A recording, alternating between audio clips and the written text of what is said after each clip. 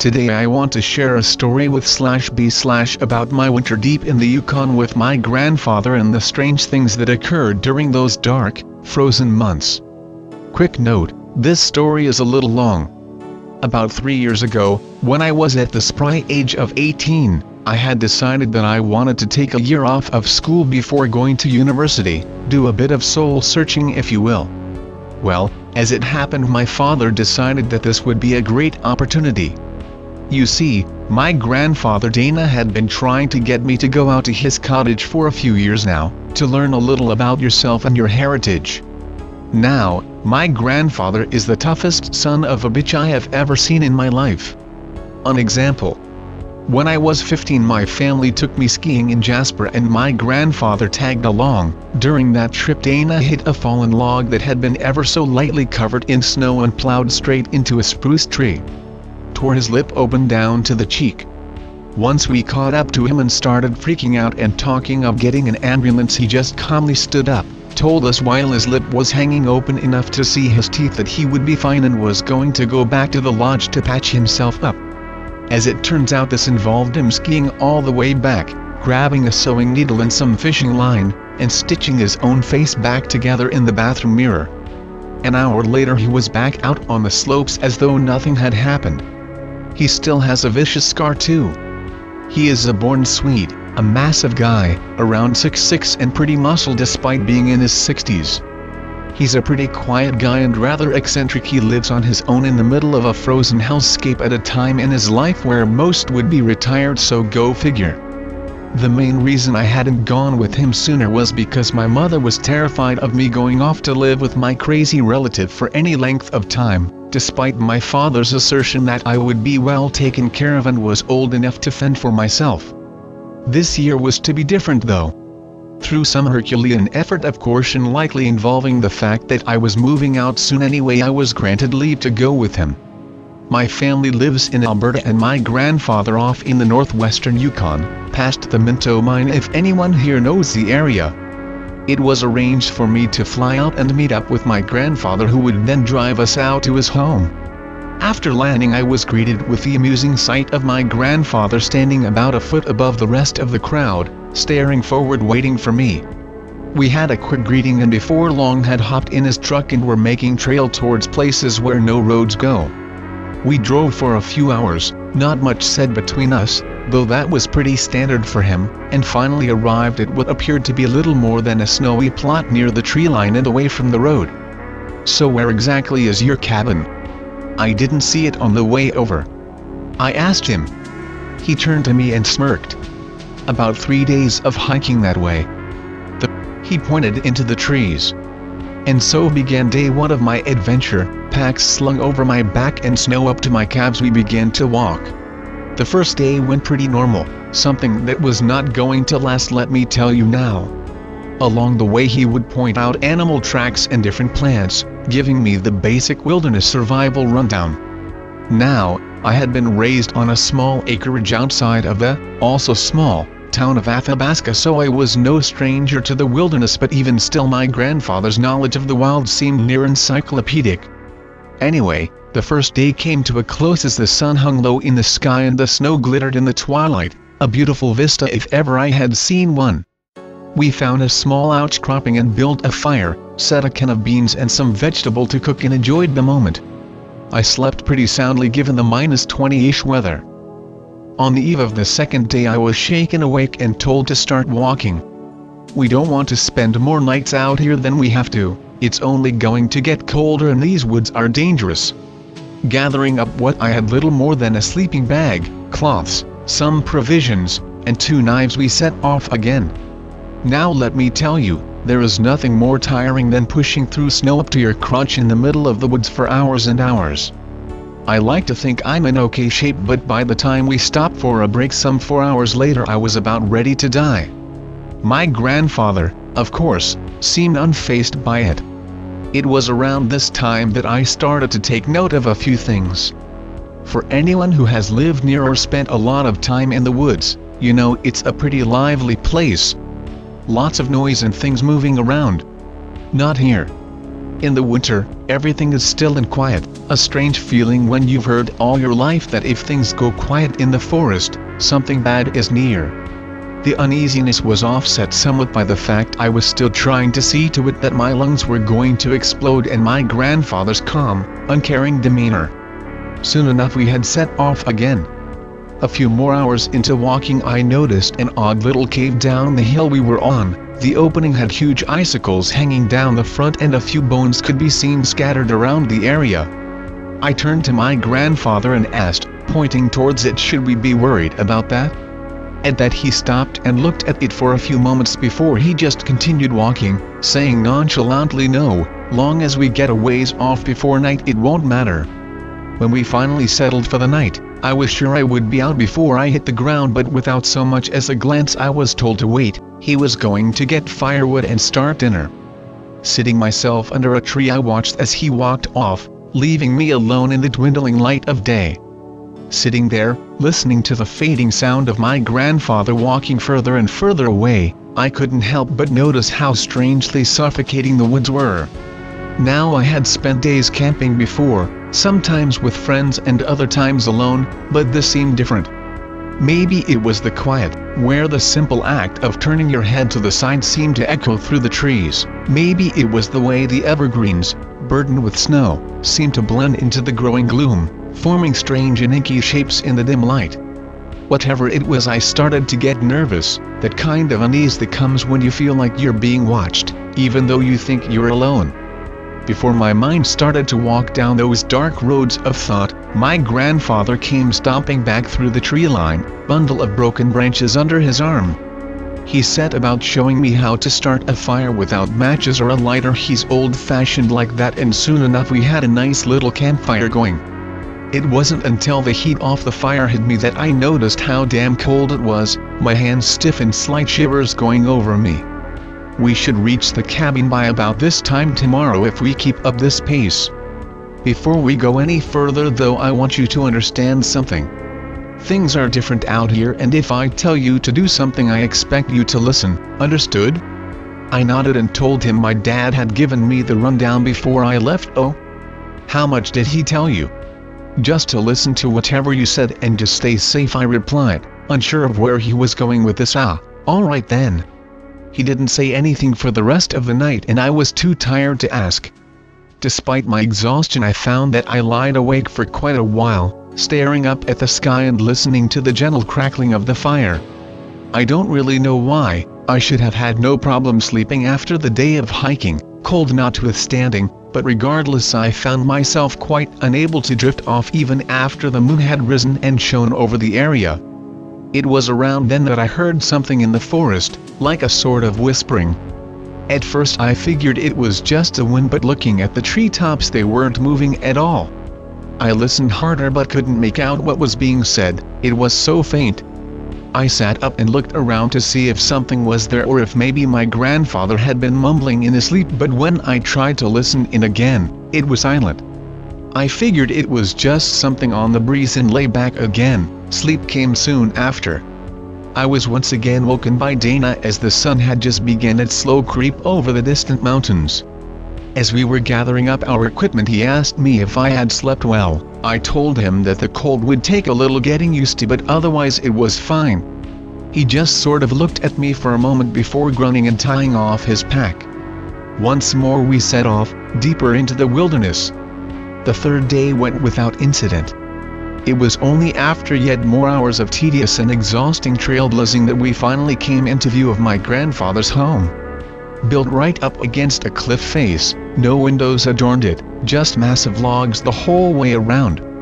A small chimney rose up from the roof, easy to spot given that the trees had been cleared in about a 20-meter radius around the cabin, replaced with numerous small wooden stakes set at varying intervals.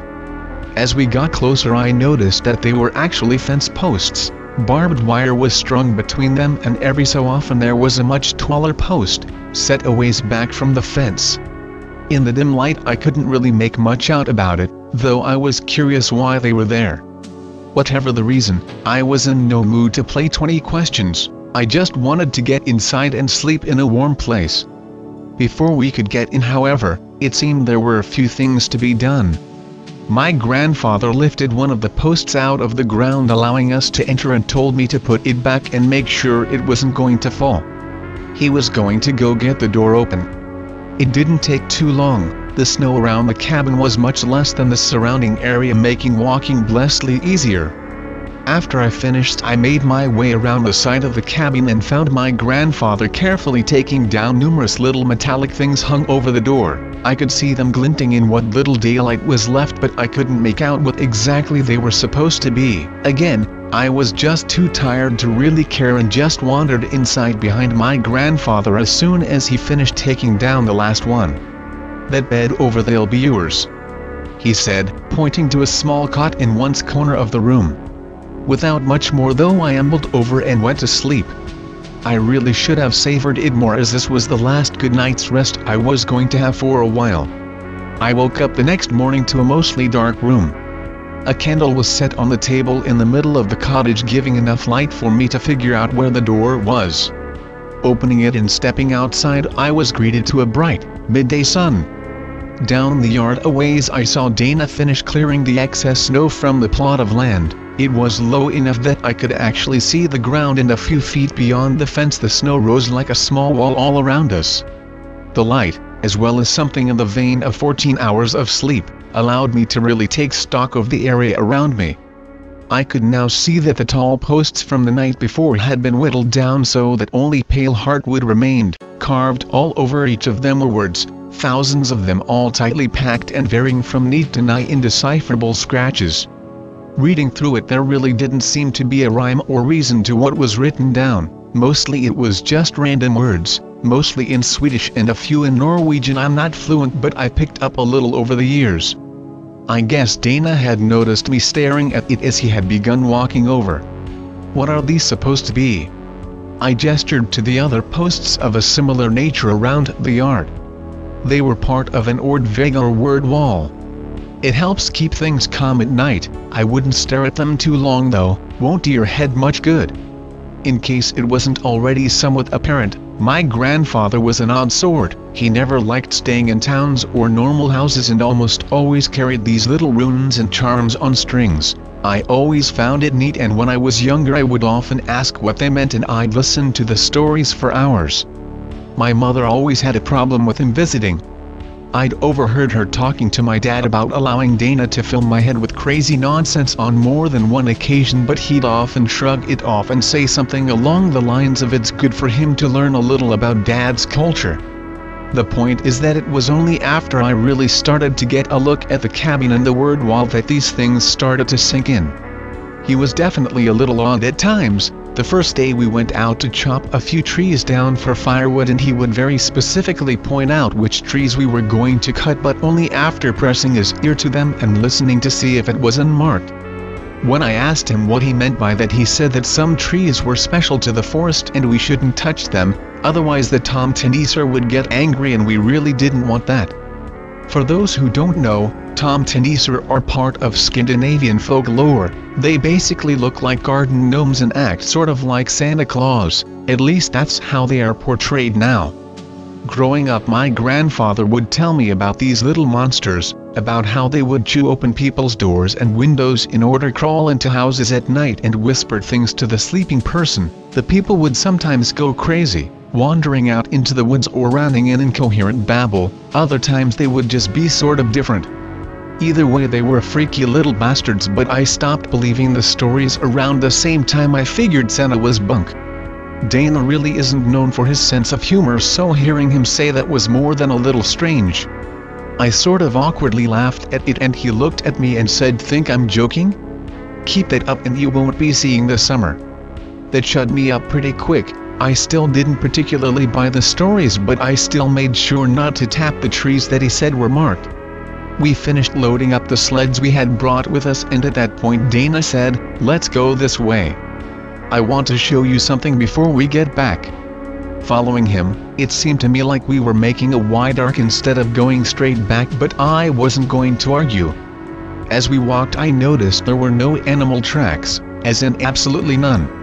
Even on the way to the cabin I had at least picked up on a few prints from rabbits or moose and the like. When I asked why we hadn't come across any despite being so far in the woods, I was told that they don't like it here. No, to stay a ways off. Why is that? I asked back. These woods aren't safe for much of anyone after dark, least of all critters. After walking a while longer, we reached a height at the edge of the section of forest we were. Dana pointed out beyond the now sparse tree line. What lay past it was the vast snowy rises and falls of the untamed wild. Honestly, it was one of the most beautiful things I had ever seen. There was an overturned tree and he motioned for me to sit on it. For a little while we just sat there taking in the view until he sighed. Now I know you are going to be new to all this for a while, but I think you ought to know, things are different out here. I need you to trust me when I tell you something, or else it could get both of us killed, you understand? I said I did. I figured that he had taken my reaction to him talking about Tomtenissar to heart. He may be strange, but he means well, so I figured I would humor him and make things easier for the both of us. That would prove to be a very bad idea. Once we got back and finished stacking the firewood, Dana broke out more of our dwindling provisions, and as we were cooking he said that tomorrow we would need to go hunting. If we caught anything he would show me how to properly butcher an animal. We ate and settled in for the night, but as we were settling in he told me that if I ever got up in the night to use the outhouse to the side of the cabin, that I should always bring a candle, no matter how bright the moon was, and that if it goes out I should come back inside right away. With that he set a small dangling thing up on the door, pig related. When I asked him about the thing on the door, he told me it was there to confuse anything that was trying to get in. Later during that winter I found out it's supposed to be a rune for illusions or disguises. I guess the idea is that it would help make it harder to tell what was inside the cabin if something got inside the door. The next few days we went out hunting. For the first while we didn't catch anything. It wasn't helped by how we needed to head a fair ways away from the cabin before we saw signs of animal life, and Dana always insisted that we be back before night fell. On top of that he didn't bring a gun ever, just a bow and some arrows. I know bow hunting is a common enough practice, but given that bears roam these woods I figured that it would be nice to have something with a little more stopping power. When I mentioned this to him he said that it would cause more trouble than it would prevent. Eventually we actually managed to find and snag a buck. It was a nice one too, enough meat that we would be alright for a while. We threw it on the sleigh and began dragging it back home. Yet more hours ticked away before we got back to the cabin, and something rather interesting was waiting there for us. Ravens. Normally this wouldn't seem so strange, but when I hadn't seen signs of life save the trees in this area for almost a week, it seemed a little off. Dana stiffened up when he noticed it too. When I asked him about it he told me, "Drop the sled and come with me, we're going to need to butcher this fast."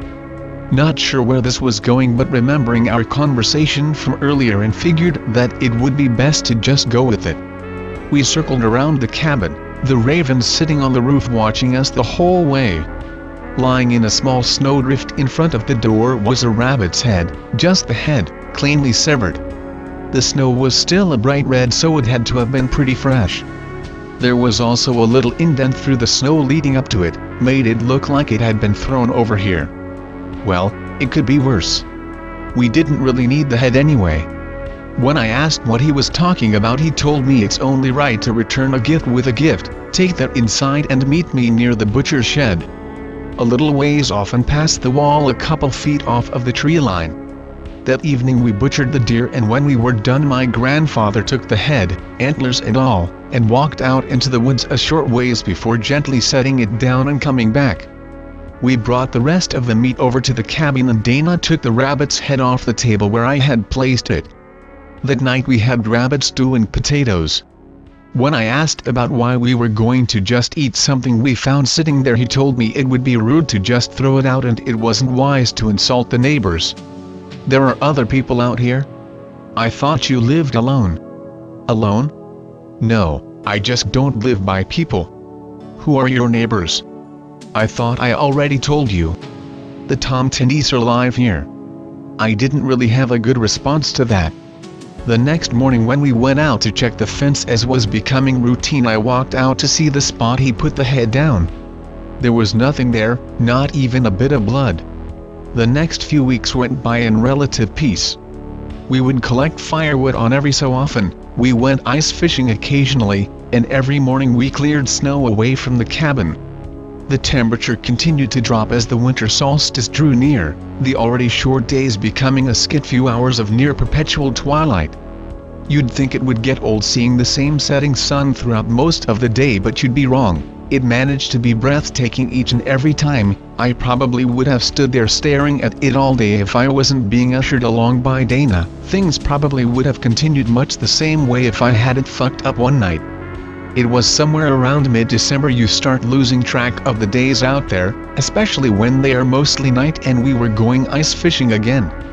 We set out early, as the sun was just barely peeking over the distant mountain range, and hiked for about an hour until we reached a small frozen-over lake.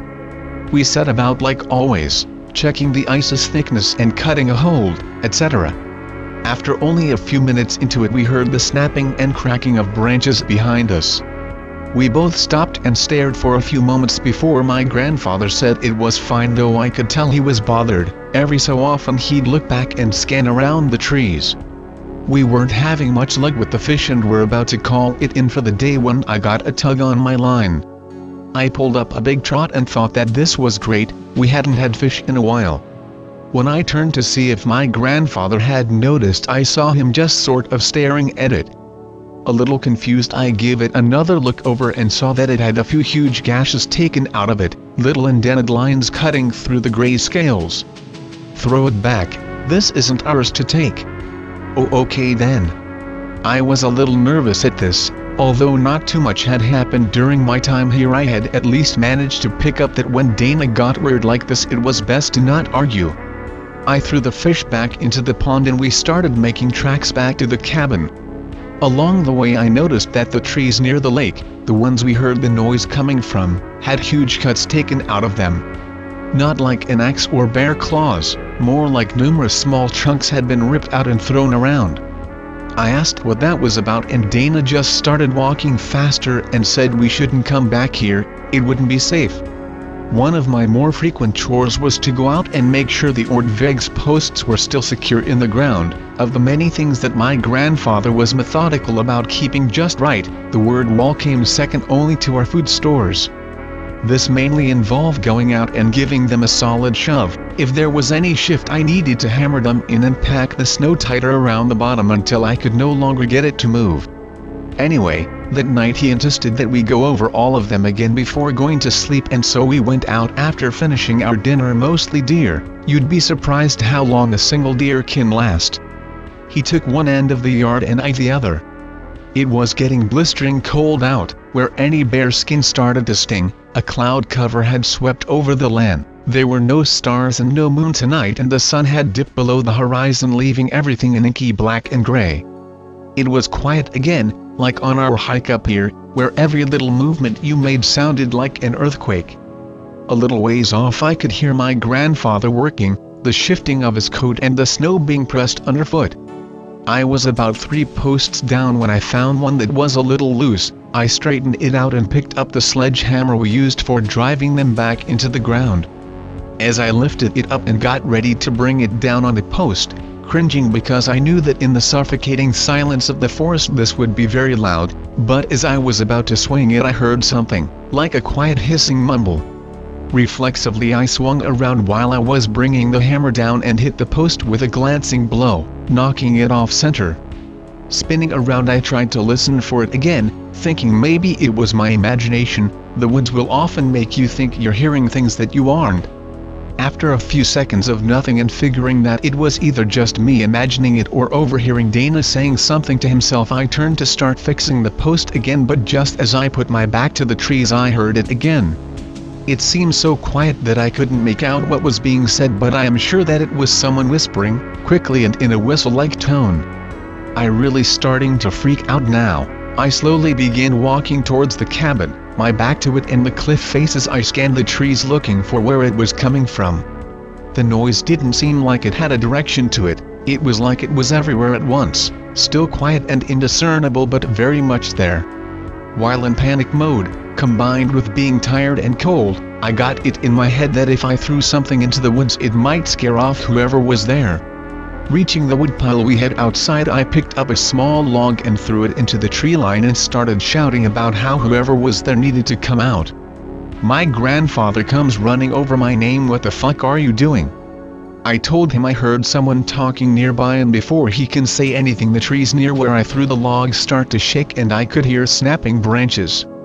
"Get inside right now," he said, not taking his eyes off the trees, and so the two of us backpedaled into the cabin. By the time we closed the door most of the trees had started shaking, the once oppressive stillness of the woods replaced with something akin to a hurricane. That night neither of us slept, we just sort of stared at the door, my grandfather holding his hunting knife. Throughout the night the sound didn't die down, it was so loud and violent I thought the trees must have been snapped in half. Periodically we heard things hitting the cabin wall, crunches and ripping noises from every direction. I told myself that it was just branches and the like hitting the wall, that it was just a bad storm. Around an hour before dawn things started to settle down, and soon enough my grandfather got up and went outside. I heard him start to swear and curse, so I hurried out after him and saw what had been done. The outside walls of the cabin had been covered, every inch from top to bottom, with words, violently slashed into the wood.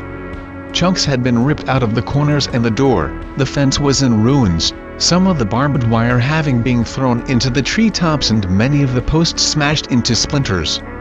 After a string of curses that I could barely even understand, he started to calm down. "Never do anything like that again, ever. Come on, we need to get the fence fixed before nightfall." And like that he set off to start gathering up the broken fences. At this point I had gone from thinking my grandfather was a little unhinged and had started to take his native folklore to heart, right up to thinking he was the sanest man on earth. I helped him pick up the scattered remains of the fence. Ever so often we would find little bits of fabric or hair stuck in the barbs. I didn't want to ask why. We were making good time on having the barbed wire fixed, but I was still worried. Most of the posts that made up the word wall had been broken or were missing. When I asked about this he said that they won't like it, but hopefully they just did this as a warning. "Tomorrow we'll go hunting and bring them back something, a thank you for not killing us last night." Just as the sun started to set again, at this point in the year there was only about 6 hours of daylight, making it difficult to do much. We had managed to get the barbed wire back into a rough semicircle around the cabin. Given the damage that had been done the night before, I asked how much good the barbed wire actually was, and he told me that it didn't stop them but it slowed them down, since their beards and hats would get tangled in it and they had a hard time getting free. I couldn't tell if that was a joke or not, but at this point I was about ready to believe anything. Little did I know I hadn't seen anything yet. The problem was that when the occurrence happened it was almost December 21st, and that means that the cold was near unbearable, and there was so little daylight that by the time we got to the part of the wilds where animals roam normally it was nearly time to begin to head back. The first day we went out and searched for signs of animals we could bag. We didn't see so much as a squirrel. That night the wind was howling again. The creaking of the cabin would get to the point where I thought it would collapse on us, and all the while I would stare at the cracks between the log walls, where the candlelight didn't touch, and I could swear I saw things moving in the dark. When I finally did drift off to sleep, the last thing I heard was a quiet whispering, like I had heard before. The next few days were no better. Each time we would go deeper and deeper into the woods, usually in the direction of the distant mountains, we would be frozen stiff to where walking was a challenge for me. I have no idea how my grandfather managed it at his age, but he never slowed down, and we would come back empty-handed. Each night the woods would be louder, the shadows in the cabin seemed to draw closer to the candle than the night prior, and the whispering seemed to get more intense as well. So much so that I started to make out words, though none of them were in English, and if they were Swedish I couldn't understand what I was hearing. On the third night I asked if Dana could also hear it. He told me to try not to think about it. Each day was more overcast than the one that came before. The daylight was just a lighter shade of gray. It started to get to the point where our own food stores were getting low. Our need to find something became doubly desperate. It started to get worse by the 5th day. It started to snow. Not your simple puffy white snow that you see further south. No, this was big, heavy and wet flakes that seemed more like little snowballs landing everywhere. It clung to everything, weighing us and the trees down alike. All the while, as we walked in a misty forest where we could hardly see more than a few meters, I kept swearing I could see things out there. Little shapes sitting on rocks and tree branches that would be there one moment and seem to disappear as soon as I looked directly at it. I asked my grandfather and he told me not to acknowledge them, just keep moving. The longer the days went, the more of them I would see. It was on the 9th day of trying and failing at our hunts that we returned to a troubling sight. All along the tree line surrounding the cabin, a couple meters off the barbed wire fence, there were a number of large stones, big boulders that came up to my chest. Most were oddly shaped where the tops curved off in a direction. They were all pointing at the cabin. They had been placed every few feet all along the tree line, almost like a fence of the forest zone. When we saw that, Dana stopped and said, "Pack your things, we are leaving at dawn." I wasn't going to argue. Even as we got past the fence and closed the door, I felt like we were still being watched from somewhere out in the snow. It was too dark to see any of the little shapes that had been following us whenever we went outside, but I knew they were there, hardly a moment when they weren't. We didn't sleep long.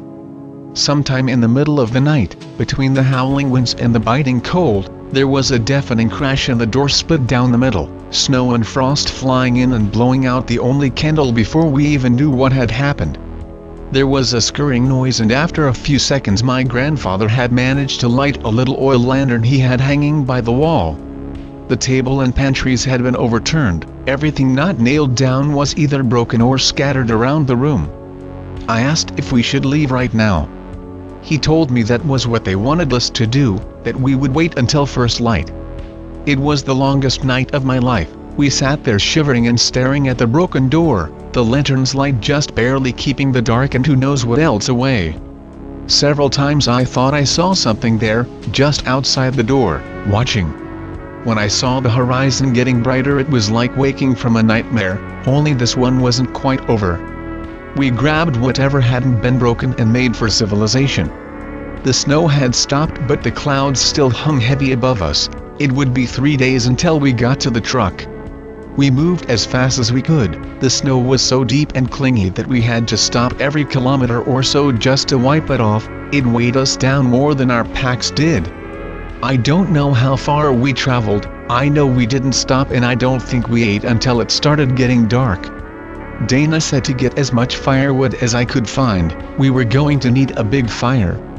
What about the marked trees? I said to him. I still wasn't sure if things could get worse. Fuck them, they're already pissed, it won't matter much now. That night we had a massive bonfire going. I'd bet you could see it from one of the mountain, it was so bright. Even so, we could hear them out there. The whispers never stopped. Every now and then a branch or rock would come flying out at us or the fire. It didn't make for a restful night. Around an hour before dawn the snow started again. The second day was worse yet. With the snow back, the little fucks got brave and started coming in close. Every now and then we'd get hit with something that fell from the tree branches, or a tree along our path would fall down and make it harder to progress. We didn't walk, we ran through those woods. I didn't think I could run so far, but I don't remember either of us stopping. We just managed to stumble into a little clearing as the light was fading again. We hurried and grabbed whatever wood we could find and tried to start the fire. The wood was wet and uncooperative, and the shadows started to close in. We could see the little moving figures at the edge of our vision again. I guess Dana was getting to his wits' end because he grabbed the little oil lantern and broke it open, pouring the oil across the logs and lit it up with the lantern's sparker. The shadows retreated for a moment, and I think the little monsters were hissing at us. We were left mostly alone that night. Hell if I know why. Maybe even they need to rest sometime. The snow hadn't quit yet, so by the time we woke we were both mostly covered. We set out before the sun rose. I think Dana didn't trust us to make the rest of the way in only a few hours of light. The trail was a fucking mess. Trees and rocks littered the animal trails, and the bush was so thick with evergreens that it was no better. It was slow going, and of course we were still being followed. We would still catch sight of them at the edge of our vision, watching and whispering in tune with the wind. I couldn't even tell which was which by this point. Sometimes I still can't. For whatever reason we were left mostly untouched on the rest of the way back. The poor trail conditions slowed us to the point that it was already dark and we still hadn't made it to the truck. Dana didn't want to stop though. He said we were close and didn't want to risk another night outside. I'm not sure when it was, but we eventually made our way out of the trees and onto a road. We followed it for a few minutes until we saw it, the glorious steed that would get us out of that place, covered under a few feet of snow though it was. We swept out the truck bed, threw our things in and drove away. I don't think either of us looked back. After we got back to town, stayed at an inn for the night. Best goddamn rest of my life. We woke early and drove for nearly the entire day until we made to the Eric Nelson Airport. When we got back, Dana stayed with my family for a little while, at my dad's behest. We didn't talk much about the trip, just said we needed to come home early. That spring Dana left and said that he was going back home. I asked him what in the fuck he was thinking going back there, and he told me he had lived in those woods for almost 20 years, it was his home and he would stay there as long as he had left. He promised to call or visit on occasion. That was 3 years ago. None of us have heard hide nor hair of him. My parents are convinced he passed away. They're probably right, but I can't help wanting to know.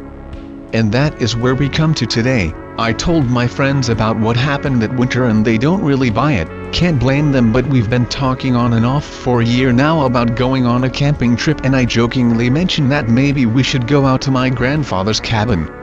They thought it was a great idea. We're currently in the SKKY Motel in Whitehorse. We are leaving tomorrow morning. I'm still convinced that this is a bad idea, but I want to know what happened when my granddad came back out here. We planned for the trip to be a little less than a month, and we picked summer since I think it is safer than the dead of winter like last time.